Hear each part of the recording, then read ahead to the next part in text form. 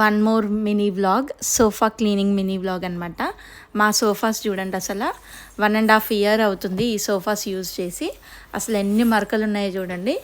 మా కివి చాలాసార్లు టాయిలెట్ చేసింది. ఇంకా మా చెర్రీ పాలు ఒలకపోయడము, ఇంకేదో ఒకటి ఇట్లా, ఇంకా స్కెచ్ పెన్స్.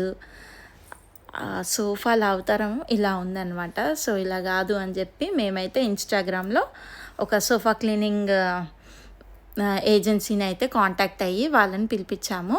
సో ఈ 2 sofas, 3-seater sofa and 1-seater sofa, ఇంకా 3 pillows, ఇవన్నీ క్లీన్ చేయించామన్నమాట. 100 రియాస్ అయితే తీసుకున్నారు.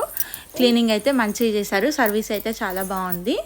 సో చూడండి, వాళ్ళు ఒక డిటర్జెంట్ ఇచ్చారనమాట. వాళ్ళు మాస్క్ పెట్టుకున్నారు, మమ్మల్ని కూడా మాస్క్ పెట్టేసుకోమన్నారు. పిల్లల్ని అయితే ఇంకా దగ్గరికి కూడా రానివ్వద్దన్నారు. ఇంకా బెడ్రూమ్లోనే ఉన్నాం మేమైతే మొత్తము.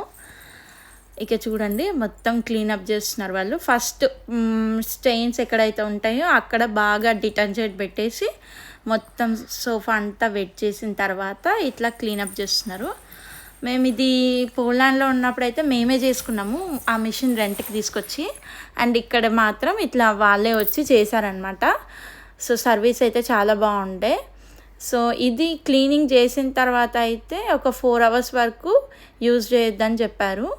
సో చూస్తున్నారు కదా, 3 members వచ్చారనమాట. సో ఆ 3 members వచ్చి మొత్తం క్లీనప్ చేశారు. సోఫా ఎట్లా అయింది? నీట్గా అయిందా? బాగా చేసిరా నీట్గా? చూడు, కానీ 4 hours కూర్చోవద్దు దీనిపైన, ఓకేనా? పచ్చిగా ఉంది కదా, దీనిపైన కూడా కూర్చోవద్దు, 4 hours కూర్చోవద్దు. అదేం చేయలేదు, అది మంచిగానే ఉంది. ఇవి 2 పాడైనాయి.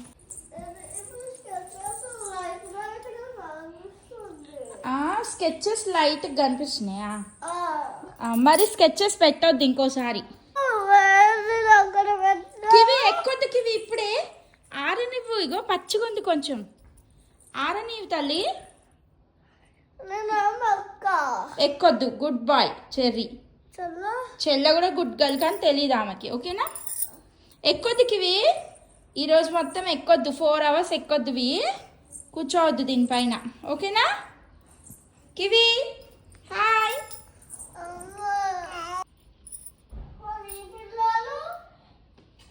అవి ఇయ్యలే, ఇక నేనే ఈ 3 ఇచ్చిన.